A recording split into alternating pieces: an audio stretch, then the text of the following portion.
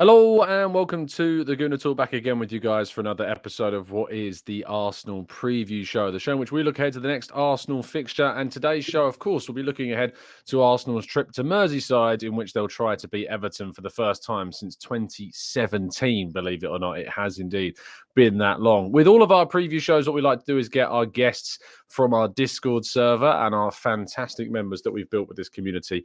Always happy to jump on and give their views about what's going on. So let's introduce them to you. It's been a little while, but it's good to have him back. It's Tariq. How you doing, Tariq? You good, you well? I'm all good, thank you. Happy Friday, Tom, to yourself. And I thought on this occasion we'd wear your favourite shirt, which you confirmed in backstage for us right there. You can tell from the look on my face how happy I am with that. Yes, it is. As I say, I'd much rather have done my job and gone and got Santi Cazorla's shirt from Real Oviedo instead. So that'll be my other shirt for this season, because that is going nowhere near the cupboards. Not at all. Good to have you on, mates. It's also, speaking of someone we've not had on the show for a while, it's Ojo. How you doing, Ojo? You good, Joel? I'm good, Tom. How are you, Tariq? Very good. All Very good, thank you, Ojo. Hope you nice of Tariq to show up like a traffic warden for the show, but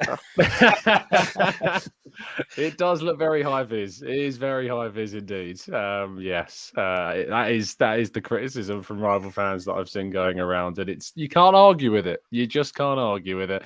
And lastly, making up our crew is Alex. How you doing, Alex? You good, Joel? Yeah, I'm not too bad, thank you. Hope everyone's well here and in the chat box as well. Absolutely. Have you started? Is it your third year? Is it third year? In just over a week. We have like a introductory fun day where we go and play games and definitely don't drink any alcohol next Thursday. Yeah. University is literally just drinking. Like that is literally what it is. I mean, barely anyone uses their degrees these days, and they just spend 3 years away from home, making friends and drinking. So yeah, it's but it certainly was a great part of my life, and I enjoyed it very, very much, and have not used my degree in any way, shape, or form in the end. I needed it for teaching.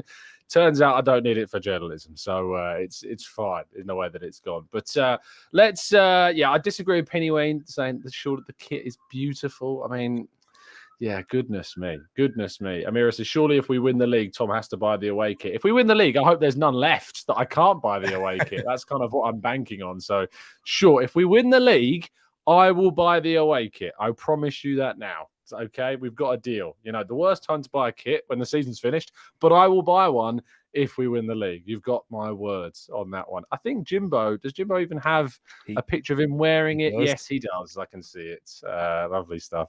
Right, Tariq, talk to me about Everton, mate. How are you feeling? Because this is a game that has really been a problem for us over the past few years or so. Yeah, I am feeling quite nervous going into it. As you said, 2017 is the last time that we won away at Goodison Park. It has been a difficult hunting ground for us, and coming up against Sean Dyche and and how his team will set up, it is kind of something that we yet to overcome in that sense. When teams have come in and with a physical presence in there, we've dealt with it much better than we did previously, of course. But Everton in a tight stadium, it's going to be a difficult fixture, and yeah, especially given the fact that we haven't been at our brilliant fluid best going forward, attacking, and I'm sure when we get into the lineups, we don't really know our best team as of yet, with our new players trying to fit into their system. So yeah, a bit nervous going into it. Just happy it's back from international break as well, to be honest with you. Yeah, it has. But I felt like this has been the longest international break I can remember. It really has felt like a very, very long time indeed. Ojo, Everton, as I spoke to Tariq there, they are a tricky team. They are a team that have caused us problems. But again, I'm assuming you're going into this one with the attitude of it's win and no excuses. Actually, I don't know how to feel, Tom. I don't know how Everton have been doing this season. Have they been good? Or... No. It's the short answer to that. So all the more reason we donate some points to them. But even looking at the way we've been playing, we should be able to win. I think we have enough to win. And what happens on the day, we will see. But am I confident? I feel maybe because of the change in Arsenal's stature from being a mid-table team to title contenders. Maybe that is why I'm maybe a little too cocky or arrogant, but I don't think that we should worry too much about a game at Everton. Yes, even if we are looking to challenge for top four, Everton should be a non-contest, especially in the current state that they are in, unless they have a new owner bounce against us. But we'll have to wait and Yeah, it was the new manager bounce last season. We'll have to wait and see if it's the new owner bounce this time. Just to give you their results so far this season, they've lost to Everton on the opening day. They lost 4-0 away to Everton. That loss to Fulham was at Goodison Park, by the way. They lost 4-0 away to Aston Villa. They lost 1-0 at home to Wolves. They then beat narrowly Doncaster, the mighty Doncaster, in the EFL Cup second round 2-1. They needed an 88th minute winner from Arnau Danjuma and a 73rd minute goal from Beto to turn around a 1-0 deficit at the start. And they drew 2-2 with Sheffield United in their last game before the international break at Sheffield United. So it's not been good. They've picked up 1 point so far from all of their games, Alex. So naturally, it's going to be a walk in the park, right? I mean, that's what you must be expecting. To be honest, I'm not liking this. No, well, I think watching them play, I mean, Beto, this new striker they've signed, makes a massive difference. I think he looked very, very, very difficult to play against. And you know, I know we've got Gabriel and Saliba, which we are blessed to have. But if we'd had any injuries, I'd be very worried because he's very tall, very quick, and is not afraid to have a little battle. He's quite reminds me a lot of the Højlund when we played against him, and we saw how he changed the game when he came on for Man U. So I am confident we'll win, mind you, but I don't think it will be as easy as people make out. They've, if you look at their players in the midfield, there's some really good players in there, a lot of energy. So we can't just come there and expect to win.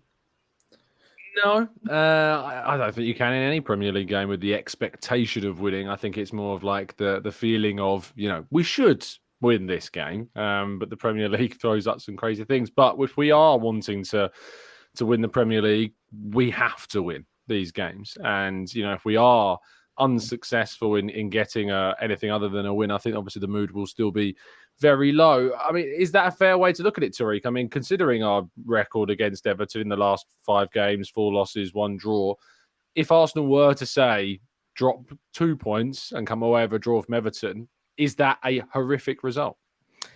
It is when you're competing for a Premier League title with Manchester City, of course. Because in the grand scheme of things, if you're going away to Everton, which I think is going to be a difficult place to go for the big sides, no matter how they're doing in the league this season, just because of how their matchups are. And it's like, we link it a lot with boxing, the styles make fights, and how Sean Dyche is wanting to set up this team, have that sort of siege mentality, and they're willing to hit bigger teams on the transition. It will be a difficult place, but for the expectations now that we've gained from last season.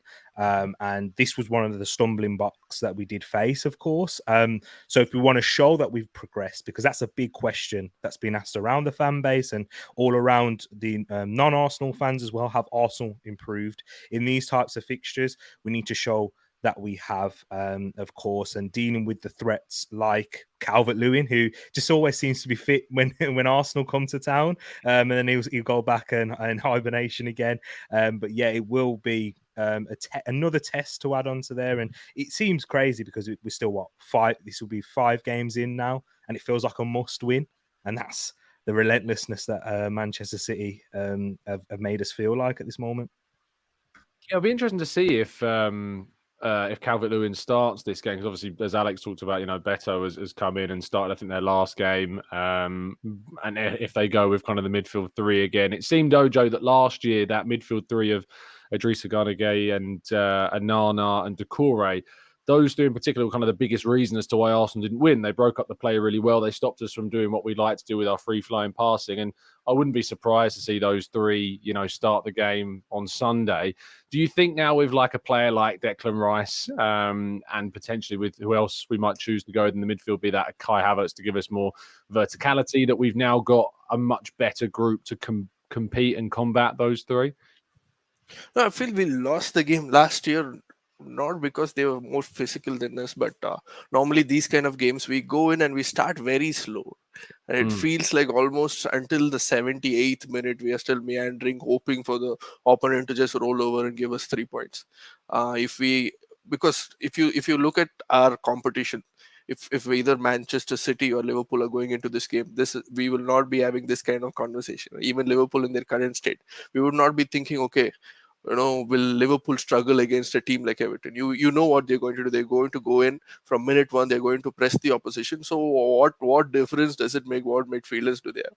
You're expected to go against and beat a midfield of Rodri, KDB, and whoever 100 million player they have, and you cannot be struggling against Onana, and it is a Ghana game. So I would suggest that if we are going to take something from this game, we have to go in and start on the front foot. If Everton want to sit in, which they will do, and they have the king of all sitters as their manager, so I would suggest that we have to go in and try to score within the first 5 minutes. Then Everton, their game plan, it is moot at that point. Then maybe we can relax, which is also not a good suggestion, but at least then we have a little more leeway to play our own game. Yeah, I think that's fair. And I think that one of the big reasons also why we lost was obviously how we deal with set pieces and crosses and balls into the box has been so poor going back over the years at Everton. We've conceded goals to Yerry Mina, to Phil Jagielka, and of course last year to James Tarkowski as well. So we need to stop allowing centre halves of Everton to get goals, because if we're able to kind of nullify the crosses, if we're able to limit the amount of balls into the box, and when they do come into the box, if we've got the players like Gabriel Saliba, maybe Havertz to deal with those, then that's the way in which we're going to stop their threats, because I feel as though they are quite one-dimensional in that sense. But maybe it'll be different. I mean, Alex, are they more than just crosses into the box? You were very complimentary of Beto a second ago.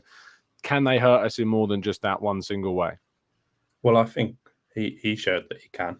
He was driving past players at, I think he's 6'3" or something like that. He's very tall, but driving past players at 6'3", I'm 6'3" and I don't drive past anyone. So I think it's one of those things where he can be quite elusive, and I'm not saying players won't have looked at him before games, but you still don't know exactly how players play. It takes a long time to get used to playing against the same players, and I think that they've always had a lot of energy, and if the crowd gets behind them, then that's where we could be in trouble. So that's what I think what Ojo said about scoring early would really, really help us. Of course, we've been more attuned to scoring late recently, so but I hope it doesn't come down to that.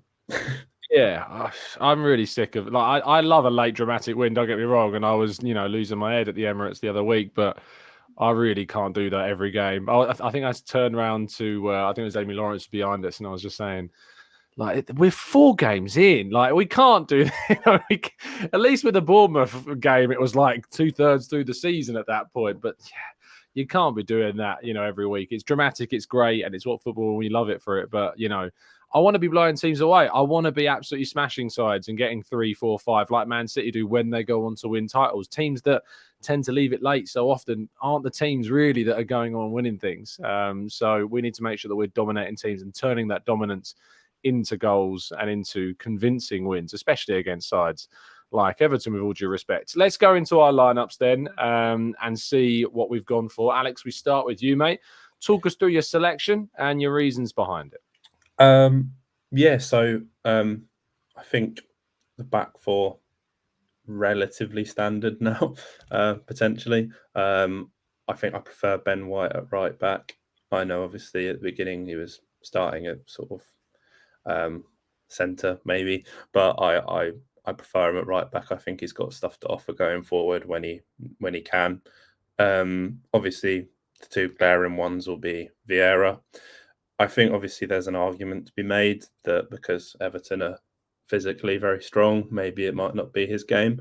But I think Kai Havertz is a player who's low on confidence.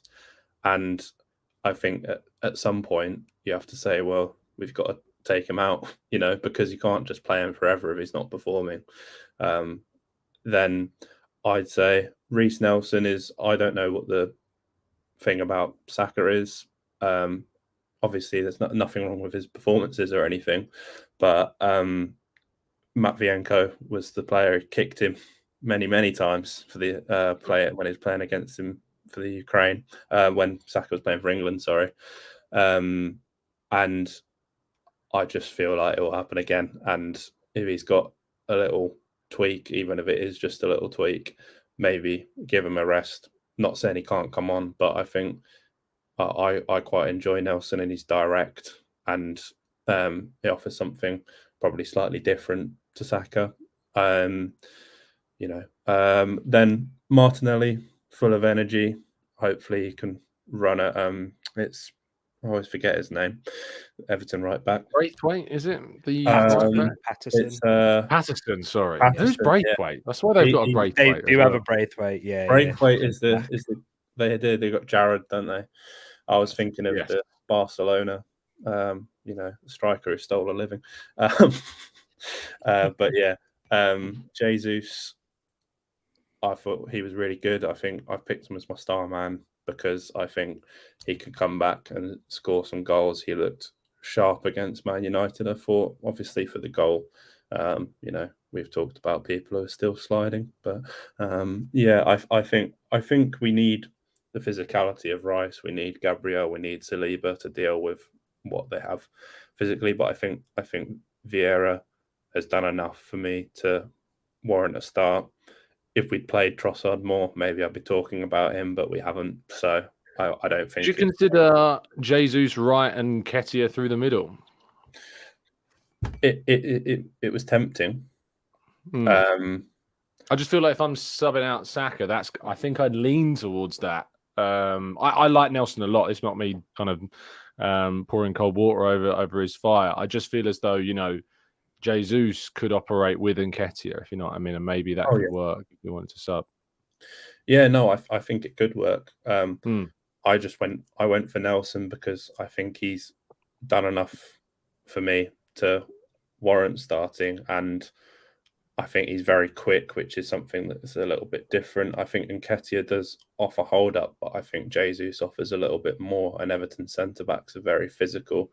And although Nketiah has improved, I've watched Yerry Mina live quite a few times, and he's not very nice to play against. You can see he's got a lot of he does a lot of pinching, I noticed. Yeah, it's quite funny. But yeah. I don't think he plays for him anymore, does he? He doesn't. No, that's what I was just looking at. He's gone to Fiorentina. He's gone, mate. Oh, well, don't worry about it then. I was trying to think. I'm sure that Braithwaite's in the defence with Tarkowski at the moment, isn't he? Yeah. Yeah. Well. We'll probably smash him about 8-0 then, so don't worry. I love that. Take Mina out, and we're going to absolutely batter him. Yeah, I love it. I just wanted to say as well, Tom, that's a good point about Jesus, because it's something that I've noticed when he's come on against Fulham and when he came in against Man United. Did you notice that he's switching more to the right rather than the left? I think that's more from an instruction from Arteta as well. So he's trying to get Havertz into those areas, vacate that space for him. So it's a good point. Yeah, I think in his last season at City, he played a lot of games on the right, and I think he did it really, really well. And, ironically, I think he obviously made that switch to Arsenal because he wants to play a lot more games through the middle. But I think that ability is there. I think I think Tim Vickery talked about him a lot in the Brazilian national side as a winger that's playing at 9. And, maybe if he was given more license to be an out-and-out winger, we'd see more consistency from him and, the better parts of him. There's a lot of questions about how clinical he is. But his best parts of his game, I think, are his play when on the ball, running in behind at times as well and taking players on and being creative with the ball and holding it up. And that all leans into what a winger does really, really well too. So I think there's scope if we want to rest Saka to move Jesus out to the wide area and bring Nketiah in up top. But I think Nelson still is a very viable option for us. And I want to see him get minutes this season because after signing a new deal, we've got to justify that. So start giving him the opportunities when we can. Ojo, talk us through this selection. And I thought I'd choose this picture of Havertz in particular, considering your tag today. Yeah, I thought we should attack with Havertz because normally when we take informed striker to Everton, their defense gets a little extra cautious. and they defend very well. Maybe if we take a off form striker, they'll get complacent and we might I score some goals. love the theory. Yeah, full sense of security. I love it. And also, Havertz has been good in contributing at least in the defensive side of things. So corners or set pieces, we have another guy who's over 6 foot to use his head to clear um, the ball, and also it would be like the last draw of an opportunity to Kai Havertz to prove himself before the North London derby. If he's still useless in this game, then there is no way he should start against Tottenham. And also, I thought we should go with David Raya instead of Ramsdale, because I expect the ball to be with us for most of the time. And what I've noticed is when there's not a lot of action coming towards Ramsdale, his distribution tends to be a little off. And this is one of those games where if you just kick the ball and they have enough players to you know the chances of us winning 50-50 against this Everton team is not very high. So it is better to have a player who is able to distribute it accurately to our wings. And ever since the Santi Cazorla Achilles injury, I've been scared of any time Achilles is mentioned for any of our players. Yeah. So I said, okay, Saka, you can stay at home. Read your Bible this week. You don't need to show up anywhere near Liverpool. We'll see you back at the Emirates for the North London derby. So we'll put Jesus on the right. And another thing that Everton does is whenever we show up there with our wingers, they tend to double up on our wingers. And Gabriel Jesus I think is fantastic, even with two defenders on him. He's able to take them out. He's able to dribble out of those situations. So putting him on the right while leaving Martinelli free on the other side. I've been so out of the loop with Everton. When Alex said who's playing on the right, my mind went to Seamus Coleman. To be fair, he's coming back from injury at the moment, so I don't know if he's going to make still it there? in time. I don't think that he will, but he is still there and as an option. But he's injured. Didn't he go to Scotland or something? No, he's still with Everton. Still there. So, he's like 46 now, but he is still there. So he'll be 21 when we play them. He always tends to go back in time. Exactly. He'll be reborn against. I always call us the defibrillator of teams because we just bring back to life so many players and teams that have been out of form. Hopefully, that's not going to be the case. And that's the reason why we have Vieira also in the midfield. Thank you for skipping over, but no, mate, carry on. I thought you were done. I feel that Vieira, he feels like he has a point to prove, so he tends to push the tempo of the game these days. And every time we've seen him this season, he seems to want to push the initiative. He plays a little bit like Bruno Fernandes, so it would always be good to have him there, so that his understanding with Martinelli, and if there is anyone in the team who could cross a ball into Havertz in this current form of our team, I think it's Fabio Vieira. So him being there is also, increasing our chances of scoring goals. Lovely job. I had one quick question. Alex, yeah, sure. We'll go back one more slide again. Let's not let Tariq speak. Was David Raya what? Not in a bad way, but why David Raya over Ramsdale? I feel that David Raya in this game, he would come in with a lot more concentration because it's his debut and he's in a hostile situation and he would want to prove himself. And the chances of us getting a careless mistake from this goalkeeper is less compared to what we might see with Ramsdale, because I'm expecting the game to be played in there for most of the time. And as you've been praising Beto for the most of this show, assuming Beto gets run behind a line, I would rather have Raya with a little bit more to prove than Ramsdale standing there for a back pass from Saliba or White for this game. And also I feel that Ramsdale plays better when the odds are stacked against him. By dropping him for this game, I'll put him in back for the Spurs game where he's going to have a blinder anyway. I think that. Yeah, no, I like it. Maybe I should be a manager, Tom. What do you think? Slide, yeah. After Tariq, go for it, mate. You've waited long enough. I know.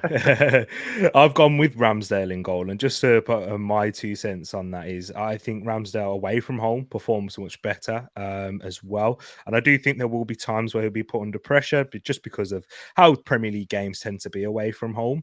And yeah, I just think that's where Ramsdale's at his best. And with David Raya, I think his main big plus point with his distribution is with long balls. I don't think Everton will allow us to play long balls, and they will allow us to go and play throughout the back, which wouldn't require too much like of his distribution to be in question. So yeah, but with the back four, with the rest of it, I've gone with Tomiyasu at left back, Gabriel Saliba and White. And the main reason why I've gone for Tomiyasu is it gives you that extra physical presence in both boxes, mainly defensively, because I don't think we'll see him going forward in the attacking box, because we've just got a lot of options on there for that for those set pieces there. Also, over Zinchenko, I just think that he'll defend better in transition.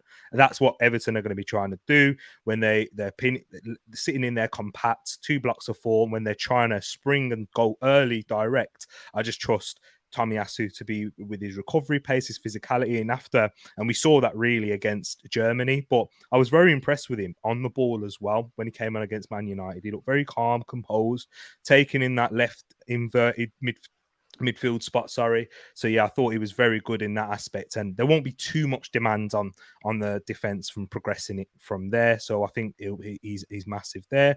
With Havertz in there too, I just want to, as I think is it OD Guan Kenobi said in the chat, yep, just need to continue to give him time. And I think this game will suit Havertz as a midfielder more, because we will dominate possession, and allowing Havertz to make those deep runs into the box, I think Everton will allow us more space out wide with Ødegaard, Saka, Martinelli. So if we can get those crosses into the box when Jesus is going to be in there, that will be provide another threat for Havertz, because I don't think there'll be too many spaces for Vieira early on in the game, and I'd look to bring on a Vieira or Trossard as the game stretches and the pitch gets bigger, just through whatever the scoreline is at that point. Even if Arsenal winning, Everton are going to have to try and press on us, and that leaves more space in behind. And we've seen what Vieira can do with his pass to Jesus in that moment there. So I think that later on in the game it will suit them more. And then, of course, his physical presence in both boxes. He's been very good at that, Kai Havertz. And then, yeah, with Jesus, he has to come back in for me, mainly because of what he can bring in terms of that physical play. You can go direct to him. He will help. I think it will help with the relationship with Martinelli if he does decide to switch out to the left or the right. I think that's where we will begin to see the best of Havertz, because that's when the signing of Havertz was really brought in mind, with Jesus being in there. Because Eddie, he's someone who likes to, with his runs, he likes to make runs for himself, whereas Jesus will make runs to vacate that space where we'll see the best of Havertz in those areas. It's just the question is he going to take the chances when he gets in there? I hope so, and I hope he does. And then for me, because I'm surprised that I'm the only one so far that's gone with Bukayo Saka.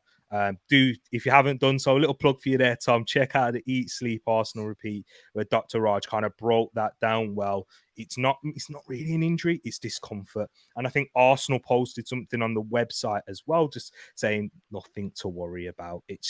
All players have these issues. It's a part of the game, and in all sports, not just in football. And he's totally fine there, Saka. And sometimes with certain injuries, it's better to carry on playing with them, than it is to completely stop and get yourself out of rhythm, and then you can cause more damage there. So yeah, but Saka, I'm sure he'll be fine, and that's the reason for my 11. Yeah, lovely stuff. There you go. That's all of the guys' teams. I do think that it's what we see in this season more than any other is a lot of differences in the lineups, and that's good. It shows you kind of what depth we've got now. It shows you the options that Arteta has, the good problems that are there. I've gone slightly different to everyone. I think everyone's gone for different lineups actually for the first time in quite some time. We haven't got anyone doubling up on the same teams.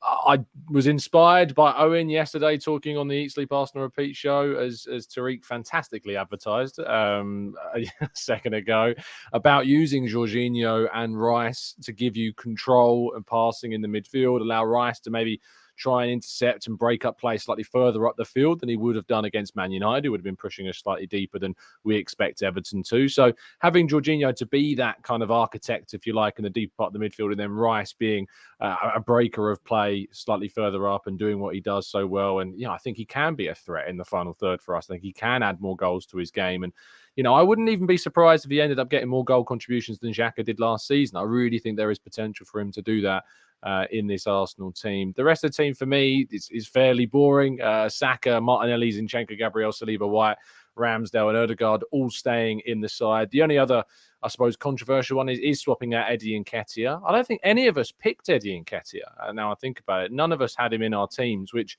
I think some people that are watching this, listening to this back might say is slightly harsh. The guys come off the back of 4 games, scoring twice, getting a brilliant, obviously, penalty win against Palace. And I think before he came off against United, he was really good as well. One of our brighter players in the forward line too. So is it harsh that we're bringing in Jesus? I just feel like last season when we played Everton away from home, we had Nketiah up top. We really missed Jesus in that game because he was obviously injured. And I really think we could have Jesus being an asset to us in this game with his technical ability, the ability to break up the opposition play and ask questions that they weren't necessarily being asked in the same way last year. And Eddie coming off the bench, it's a big criticism of mine I had of him last season. Well, he came off the bench against Fulham and scored a really fantastic goal. So it's proven that he can make an impact this season from that position. And we've got obviously Vieira to come off the bench for this team. We've got Smith Rowe, Trossard, Nelson. There's so much depth in this attack that we can change things up at will. It's in the defense where, things. And I was interested, I think it was Tariq, the Tomiyasu pick as well. This is certainly something that I considered also because the height and the threat in the box that Everton have, having maybe a Tomiyasu in there instead of Zinchenko. I especially think, say, if you're leading by the single goal towards the end of the game, that's a change I would expect to happen with Tomiyasu adding some extra height that Zinchenko doesn't offer so that we can try and close out the game better. But I certainly thought that was a pick worth mentioning. And on that as well, I think we sometimes forget we got Champions League coming back. So I don't think with Zinchenko we can play 3 games in a week, especially at this moment in time. So it would make more sense for him to play in the Champions League in that sort of game where it's a bit more slower pace and that will be much more suited for his physical condition at this moment in time. And then Tottenham at home, of course, on Sunday. Yeah, but this set piece things, are we respecting Everton too much?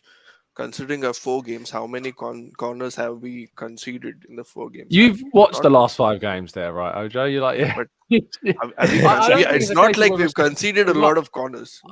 I think we have to recognise the weakness that we've had there when we've gone, and it has been from crosses and set pieces. Like we can't. If we have the ball, they can't cross it in. Isn't that how it works?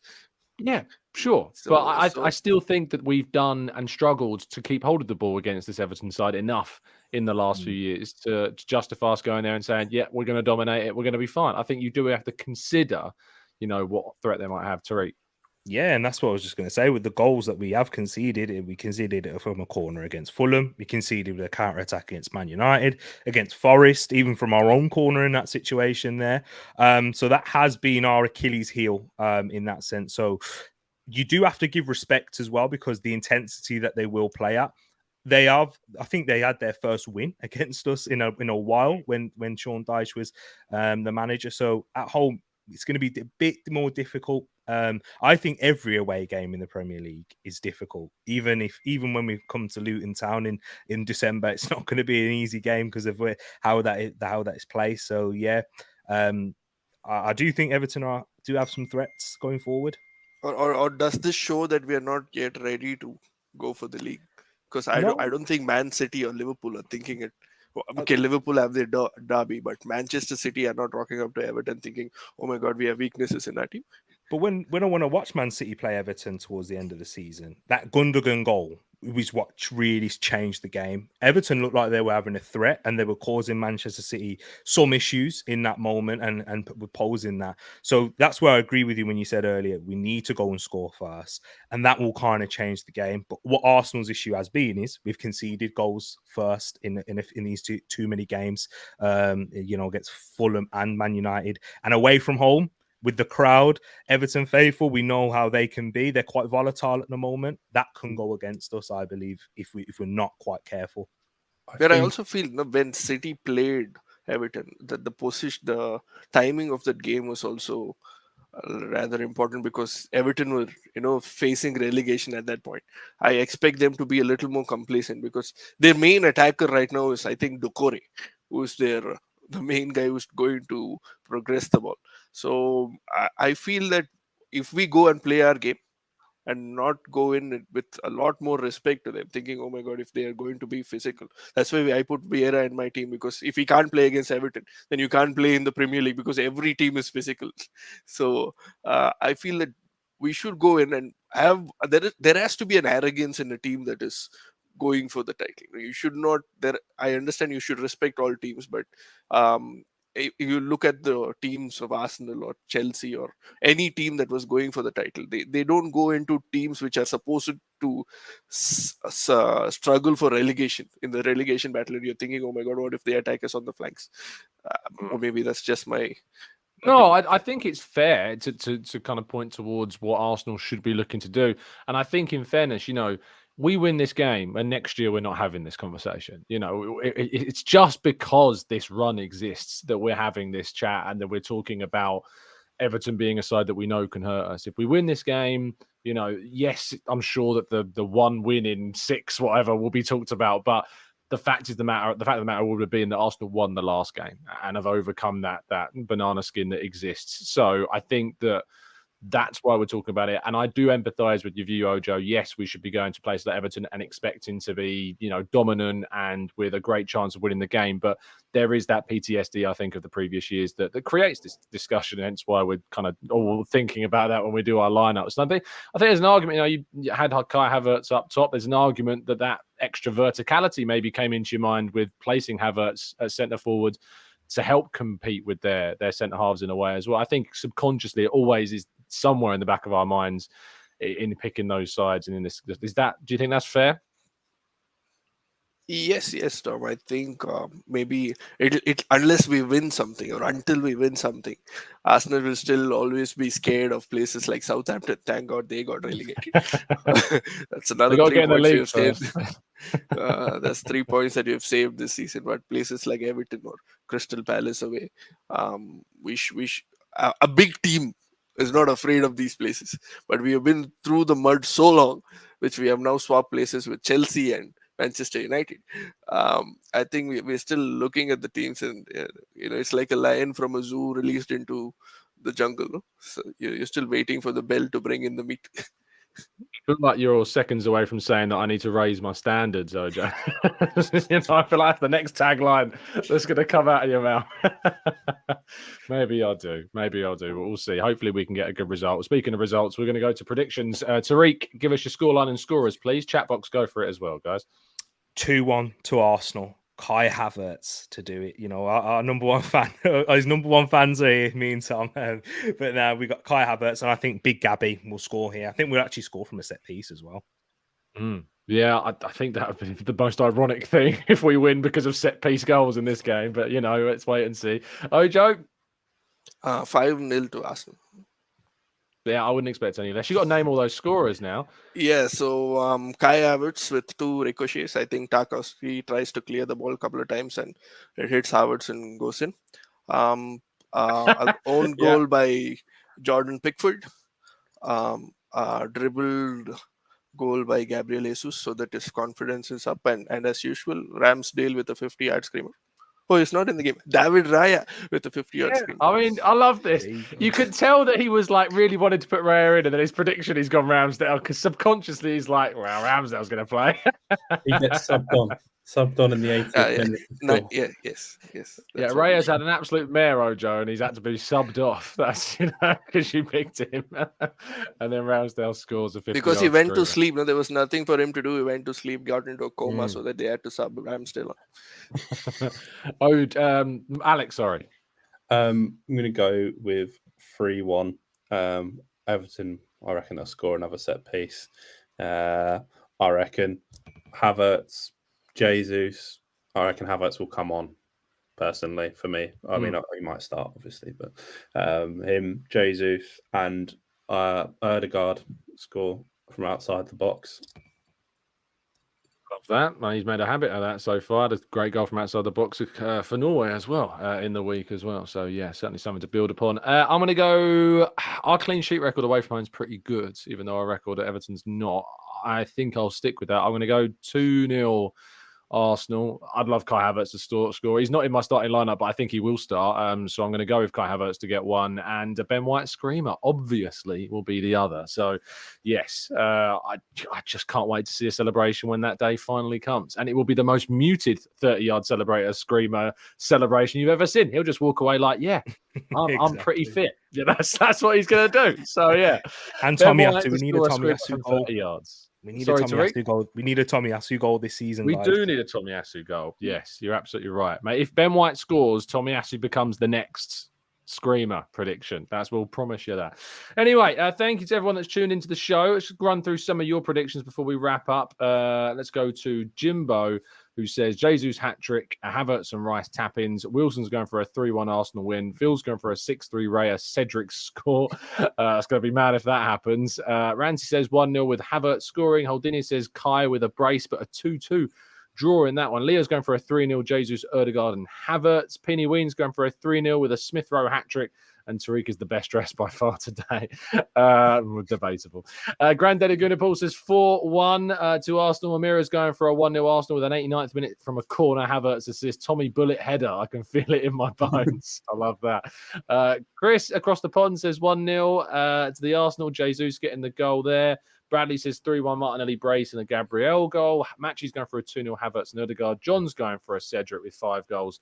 And let's go to Mark, who says, I want a clean sheet. Arsenal 3, Everton 0. I'll keep throwing these up as we say goodbye. But Tariq, thank you for your time, mate. As always, tell people they can find you. Thank you, Tom, for this. And guys, you can find me in the Discord, so to become a member for Tom's channel. But I also have a channel myself, Tariq Talks, not Arsenal, just I do talk about Arsenal a lot, but Premier League football related. But yeah, appreciate you, Tom, and nice seeing you again, Alex and Ojo. Absolutely. Make sure you check out Tariq's channel. Tariq Talks fantastic stuff. Goes on other channels as well. So I'm sure you'll find him in other places. Ojo, thank you, mate, for your time. I'm hoping that Emperor Kai does indeed strike back on Sunday. It'd be very much appreciated. But tell people they can find you. Thank you, Tom. And guys, you can find me in the Discord, even though I've been a little rare these days. So please do become a member and fund Tom's secret project of changing his home wallpaper into the Arsenal away kit. So can you imagine? Can you imagine what that would? It'd have to be like an entire map of Islington, like on the wall, and then just like a yellow background. That would be. How about if we win the Champions League? Then that's how you show yourself a proper wallpaper my wall. I don't think it's worth it. I genuinely don't. Alex, thank you for your time. I'm swiftly moving on that idea. Alex, thank you for your time, mate. Tell people they can find you. Well, you can always find me on the Discord server. Membership's been spiking recently. There's loads of new members. It's really good to see. So I encourage anyone to join. Mainly for Arsenal fans, but I think there might be others in there. I'm not sure. People like Daniel 14 supporting Spurs. He can't get away with a members Discord preview without being mentioned as a closet Spurs fan. No, he's supporting. He must be supporting Bayern now because Harry Kane is favourite players. Oh, is he switched? Bayern, so. Yeah, at least he can wear red. I suppose. Exactly. No, he's also a huge. What's that guy? The Brazilian right back or left. Emerson. He's a very big Emerson fan as well. He has Emerson pillows in his bedroom. Yeah. Maybe we'll have to send him a Bayern Munich shirt with Emerson on the back just to be completely wacky. That might be a plan. So, yeah, the membership's going to fund that crazy present to Dan at some point. Thank you, Chatbox. Very much appreciate your time and tuning in and listening, and those listening and watching on Catch Up as well. Make sure you drop a like, subscribe, all that good stuff. A little slight bit of bad news. The engineer that was supposed to fix my laptop called in sick today. So they're actually going to come out next week, rather annoyingly. But for the last few shows, it has held up okay. We've not had any mic issues in the last 3 shows running, touch wood. So let's hope that it sorted itself out maybe. But yeah. Have you tried switching it off and on, Tom? I have turned it off and on several times, my friends, and I can tell you that it doesn't work. He must have been. I appreciate the tip. Thank you, everyone. Have a great evening. Enjoy your weekend. I'll be back tomorrow morning live, bright and early at 8 a.m. as always. Go back and watch yesterday's Eat, Sleep, Arsenal repeat show for some more content. And there's plenty of channels out there that you can check out. In the meantime, have a great Friday evening. And as always, Up the Arsenal.